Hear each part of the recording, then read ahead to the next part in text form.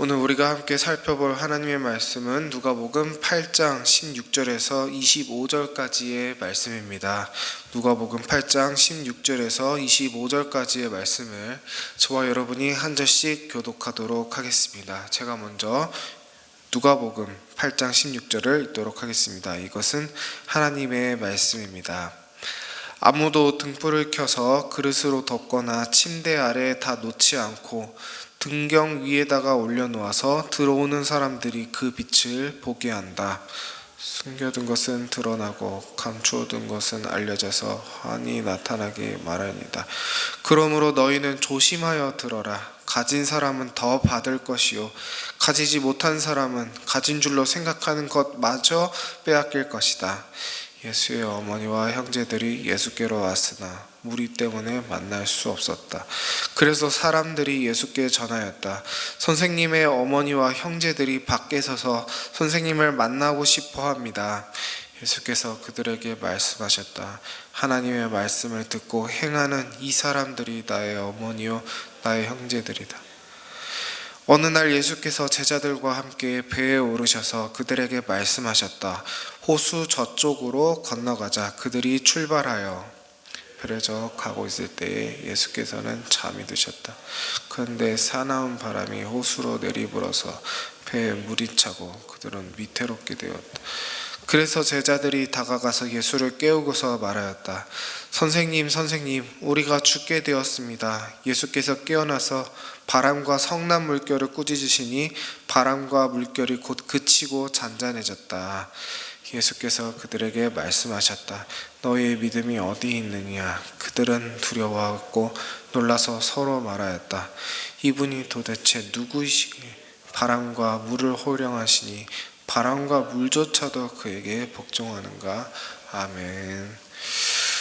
오늘 본문에서 예수님은 빛에 대해서 말씀하십니다. 빛이라는 것은 예수님의 진리를 상징하죠. 그런데 이 빛의 진리는 사람들이 좋아하는 그런 종류의 빛이 아닙니다. 요한복음 3장 19절엔 이렇게 쓰여 있습니다.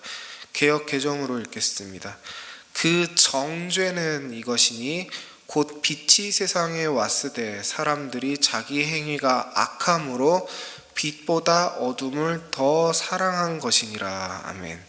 사람들은 자기의 모든 추악함과 비열함과 모든 악한 과거들을 어두움 속에 감출 수 있기 때문에 어두움을 더 사랑합니다. 하지만 예수님은 빛이셔서 그 어둠 속에 감춰진 것들을 드러내십니다. 한 가지 예를 들자면 마태복음 5장 27절에서 28절까지의 말씀에서 예수님은 이렇게 빛을 비추십니다.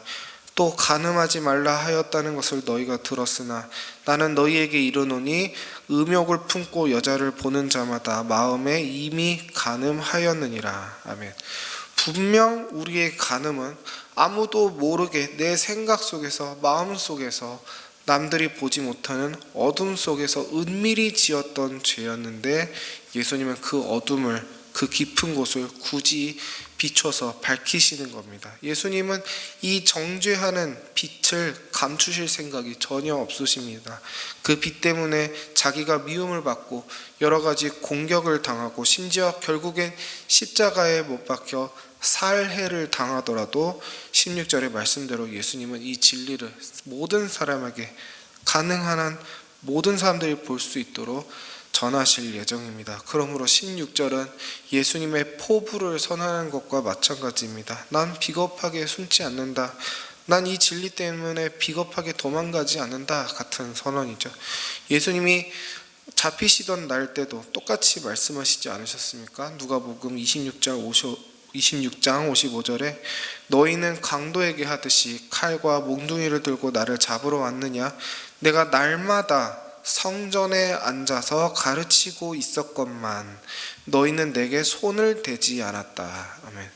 예수님은 성전에서 모든 사람이 보는 곳에서 당당하게 진리를 전하셨지만 예수님을 미워하는 사람들은 그 밝은 곳에선 예수님께 손을 대지 못하고 밤에 은밀하게 어두운 와중에 예수님을 몰래 잡으러 왔습니다. 빛과 어두움의 차이인 것이죠. 그리고 예수님이 이렇게 하시는 이유가 18절에 나와 있습니다. 그러므로 너희는 조심하여 들어라. 가진 사람은 더 받을 것이요 가지지 못한 사람은 가진 줄로 생각하는 것마저 빼앗길 것이다. 아멘. 예수님은 그저 마음을 찌르려고 지금 정죄하시는 게 아닙니다. 예수님의 정죄는 그저 말뿐인 그런 정죄가 아닌 것입니다. 예수님은 정말로 이스라엘을 실질적으로 심판하시기 위해서 오셨습니다. 요한복음 5장 27절에 아버지께서는 아들에게 심판하는 권한을 주셨다라고 합니다. 예수님은 타락한 교회에게 이별을 선고하시기 위해 이 땅에 오셨습니다. 하나님께서 아브라함 때부터 선택하셨던 유대교에게 더 이상 아무런 계시도 주시지 않으시고 구원도 주시지 않으시고 임재도 하지 않으시는 겁니다. 유대교가 감당했던 그 일들은 이제 이방인들로 구성된 신약교회가 담당할 것입니다. 그렇기 때문에 예수님은 유대인들의 성전이 무너질 것에 대해서 예언하시기도 하시고 무화과 나무가 갑자기 시들어버리는 표징을 보여주시기도 하시고 산이 바다에 빠지는 비유 등을 말씀하시는 등등 여러 가지 방법으로 유대교의 멸망을 예고하십니다. 유대인들은 자기가 하나님의 구원을 가지고 있었다라고 생각했지만 다 착각이었습니다. 유대인들은 자기가 가졌던 교회로서의 모든 책임과 의무들을 빼앗길 예정입니다. 그리고 진정으로 구원을 소망하던 이방인들이 그것을 대신할 것입니다. 그리고 이 과정에서 사람들이 하나님을 부당하다라고 욕하지 못하도록 하는 것이 예수님의 사명입니다. 유대인들이 이렇게 말하지 못하도록 만드는 것입니다. 하나님 왜 우리에게 회개할 기회를 주지 않으셨습니까? 왜 진리를 감춰두셔서 우리로 진리를 듣지 못하게 하셨습니까? 하나님 왜 작은 소리로 말씀하셨습니까? 왜 아무도 보이지 않는 곳에서 말씀하셔서 우리가 구원받지 못하게 하셨습니까? 이렇게 사람들이 변명하지 못하게 하기 위해 예수님은 모든 사람들이 들을 수 있는 성전이나 회당이나 광장에서 말씀하셨던 겁니다. 그렇기 때문에 유대인들은 예수님의 이야기를 조심히 들어야 했습니다. 예수님의 이야기를 듣고 다 아는 얘기네, 뻔한 얘기네, 듣기 거슬리네, 나한테 하는 소리네, 열받네, 지금 그럴 때가 아니라는 겁니다. 자기의 목숨이 이 빛의 진리에 담겨져 있기 때문이죠. 그 중에서 나중에 하나님 앞에서 심판받을 때 이들이 이렇게 말할 수가 없는 것입니다. 하나님 전 몰랐습니다 라고 할 수 없는 것입니다. 하나님이 그런 사람들에게 이렇게 말씀하실 겁니다. 얘들아 왜 못 들었니? 내가 아들을 통해 다 말하지 않았니? 왜 말할 때 못 들었니? 왜 그때 회개하지 않았니? 이렇게 된다는 것이죠. 그러므로 우리도 말씀을 조심하여 들어야 하겠습니다. 내 마음의 교만이 회개할 줄 모르는 아집이 말씀을 가려서 듣지 못하게 하지 못하도록 기도하는 마음으로 성령님께 조명을 구하는 마음으로 들어야 합니다. 하나님의 말씀이 선포된 이상 우린 듣지 못했다고 변명할 수가 없기 때문입니다. 회개하지 못한 책임은 우리가 져야 합니다. 오늘 말씀에서 예수님이 이스라엘 향해 하시는 말씀도 똑같습니다. 나는 진리를 말했다. 모든 사람이 들을 수 있도록 모든 곳에서 얘기했다. 이제 그 진리를 받아들이지 못한 책임은 너희가 질 것이다. 그리고 나서 실제로 AD 70년에 성전은 파괴되죠. 그리고 지금까지도 그 성전의 지성소는 무슬림의 차지가 되어서 모스크 양식이 되어 있습니다. 예수님의 심판의 실질적인 결과입니다. 뒤이은 19절에서 21절까지의 내용은 언뜻 보면 그 전에 하는 말과 다른 얘기를 하는 것 같지만 사실 예수님의 심판이라는 주제를 생각하면 같은 맥락입니다. 예수님의 심판은 혈통을 존중하지 않는다는 것입니다. 구약을 보면 하나님은 이스라엘의 언약의 혈통을 존중하셨습니다. 하지만 너무나도 타락한 이 유대 혈통을 하나님이 이제는 버리시는 겁니다. 그 모습을 아들인 예수님이 자기 혈통조차 아까워하시지 않는 모습을 통해 하나님은 강조하십니다. 오늘 말씀 19절의 상황은 마가복음 3장 21절에 구체적으로 그 배경이 나와 있습니다. 읽어보면 예수의 가족들이 예수가 미쳤다는 소리를 듣고서 그를 붙잡으러 나섰다라고 되어 있습니다. 예수가 미쳤다라는 소리를 들은 가족들이 만약에 예수님을 믿은 상태였다면 어떻게 반응해야 옳습니까? 예수를 미쳤다라고 하는, 너가 미쳤구나 라고 하는 반응하는 것이 맞겠죠. 그런데 예수가 미쳤다라는 소문을 듣고 그분을 잡으러 왔다, 붙잡으러 왔다라는 건 뭡니까? 자기들도 예수님이 미쳤다라고 생각했다는 겁니다. 실제로 요한복음 7장 5절에 보면 예수님의 가족들은 예수님을 믿지 않았다라고 기록되어 있습니다. 그러므로 예수님은 마태복음 10장 36절에서 37절을 통해 혈통보다 진리를 더 사랑할 것을 명령하십니다. 왜냐하면 구원은 혈통으로 이루어지지 않고 오직 믿음을 통해 이루어지기 때문입니다. 그 말은 반대로 믿음이 없다면 아무리 같은 혈통이라도 심판과 멸망을 피해갈 수 없다는 것입니다. 21절에서 말하는 바는 이제 교회 형제는 믿음을 가진 이방인들이 될 것이다 라는 점을 예표하는 것입니다. 제가 말을 간단하게 하려고 이방인이라고 얘기했지만 유대인들이 모두 버려졌다라는 것이 아니라는 것은 성도님들도 잘 아실 겁니다. 특히 예수님의 가족들도 사도행전 1장 14절을 보시면 나중에 다 회개하고 돌아왔다는 것을 기억해 주시기 바랍니다. 어쨌든 중요한 것은 혈통이 아니라 믿음으로 구원받는다. 믿음이 없다면 심판받는다라는 것입니다. 마지막으로 22절에서 25절도 언뜻 보면 다른 얘기를 하고 있는 것 같이 보이지만 결국엔 예수님의 심판과 교회의 이전에 대해서 얘기하고 있음을 알 수 있습니다. 예수님이 갈릴리 호수에 가셨습니다. 제가 코로나 전에 다행히도 갈릴리 호수에 가봤는데 가면 정말 그냥 바다 같습니다. 수평선이 보일 정도였습니다. 그래서 제가 너무 궁금해서 호수 물을 한번 마셔봤는데 정말 짠물이 아닌가 하고 마셔봤는데 진짜로 짜지 않더라고요. 근데 물맛이 이상해서 바로 뱉었습니다. 아무튼 제가 하고 싶은 말은 지금 우리 시대야 뭐 구글맵 이런 게 발달되어 있어서 호수는 호수다, 바다는 바다다라고 구분을 하지만 옛날 사람들은 시야가 좁기 때문에 그냥 물이 크면 다 바다였다는 것입니다. 오늘 보면 22절에서 23절에 분명히 바다가 아니라 호수라고 적혀 있고 헬라어로도 림네이, 즉 레이크, 호수라고 되어 있지만 이것이 상징하는 것은 바다입니다. 그리고 같은 헬라어 림네이가 계시록 19장 20절, 20장 10절, 20장 14절, 20장 15절에도 기록되어 있는데요. 모두 바다라고 번역이 되어 있습니다. 제가 왜 이렇게 이 호수를 바다라고 보려고 하는지 아시는 분도 계시겠지만 바다는 성경 안에서 쓰일 때 거의 대부분 악을 상징합니다. 그렇기 때문에 바다는 악의 무리가 있는 곳인 이방인을 상징하기도 합니다. 제가 방금 말씀드린 바다의 용례 계시록 19장, 20장을 찾아만 보셔도 바다는 절대 좋은 것이 아니다라는 것을 느끼실 수 있을 것입니다.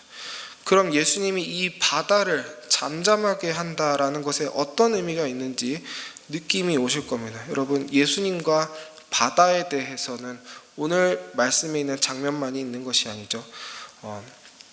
제가 유튜브를 보다가 예수님의 실존 영상 뭐 이런 제목의 영상이 있길래 한번 봤더니 어떤 남자가 굉장히 빠른 속도로 막 물 위를 달려가다가 빠지는 그런 영상이었습니다. 여러분, 예수님이 도대체 왜 물 위를, 정확히 말해서 무슨 큰 대야에 물을 떠다 놓고 그 위에 서 계신 것도 아니고 갈릴리라는 바다 위를 그렇게 자유자재로 걸으시는 모습을 우리에게 보여주셨을까요? 굳이 우리에게 신기한 모습을 보여주려고 하셨을까요? 그리고 왜 베드로는 그 바다 위를 조금만 걷다가 빠져버렸을까요? 이게 다 상징인 겁니다. 보통 사람은 아무리 이 악한 세상 위에서 서려고 해도 세속화되고 타락하고 세상 속에 잠겨버리고 세상에 잡아먹혀버린다라는 것입니다. 베드로도 믿음으로 잠깐 섰지만 세상을 이길 수 없는 것입니다. 하지만 예수님은 세상, 이 악한 세상을, 속세를 지배하시면서도 그 세상 속에 잠식되지는 그런 분이 것이라는 것입니다. 예수님은 세상 위를 밟고 서시고 걸으실 수 있다라는 것입니다. 예수님은 바다, 악을 지배하시는 겁니다. 예수님은 단순히 다윗처럼 유대인들만의 왕이 되시는 것이 아니라 모든 이방 민족, 더 나아가 온 우주의 진정한 통치자라는 것입니다. 그래서 오늘 말씀에도 유대인들에 대한 예수님의 심판과 교회 이전에 대한 주제에 맞춰서 예수님이 바다를 다스리시는 장면도 같은 맥락에서 나오는 의미입니다. 예수님이 이방인들을 복음 안에서 잠잠하게 하시는 겁니다. 유대인들이 하나님을 협박할 수 없는 것이 이제 드러납니다. 유대인이 마치 하나님께 이렇게 얘기할 수 없는 것입니다. 하나님이 우리를 버리시면 그럼 어떻게 하실 건데요? 저 이방인들이 무슨 하나님과의 역사가 있다고 하나님을 따른답니까? 결국 하나님 우리밖에 없지 않습니까? 하나님 우리 떠나서는 아무런 인기도 없고 금방 세상에서 잊혀지실 겁니다. 하나님 그래서 저희를 그렇다고 버릴 수가 없다는 것입니다 라고 유대인들이 감히 하나님을 협박할 수 없는 것입니다. 예수님이 바다를 잠잠하게 하시기 때문입니다. 예수님이 길가의 돌들로도 아브라함의 자손을 만들 수 있으시듯이 복음으로 예수님이 이방인들의 마음을 녹이실 수 있기 때문입니다. 여러분, 우리가 예수님이 잠잠하게 하신 바다였다라는 사실을 기억했으면 좋겠습니다. 우린 심성이 착해서 하나님을 만나게 된 것이 아닙니다. 우리 안에 어떠한 구원받을 가능성이 없었습니다. 우린 오직 예수님께서 잠잠하게 하신 바다라는 것을 기억해야 합니다. 정말 기적적인 방법으로 오직 예수님의 공로로 우린 불쌍하게 여기심을 받아 하나님의 자녀가 되었습니다. 예수님이 우리라는 이 바다를 향해 꾸짖어 주셨다라는 것이 우리의 구원이요 우리의 희망입니다. 예수님의 꾸짖으시는 그 말씀이 우리를 살린 것입니다. 우리가 항상 소망했으면 좋겠습니다. 예수님, 무엇이라도 좋으니 저에게 말씀하여 주시옵소서. 예수님이 빛이요 생명이시니 어떤 말씀도 저에게 선하지 않은 것이 없습니다. 저에게 말씀하여 주시옵소서라고 소망했으면 좋겠습니다. 그리고 예수님이 유대교를 향해 선포하셨던 심판의 말씀들에 우리도 경각심을 가졌으면 좋겠습니다.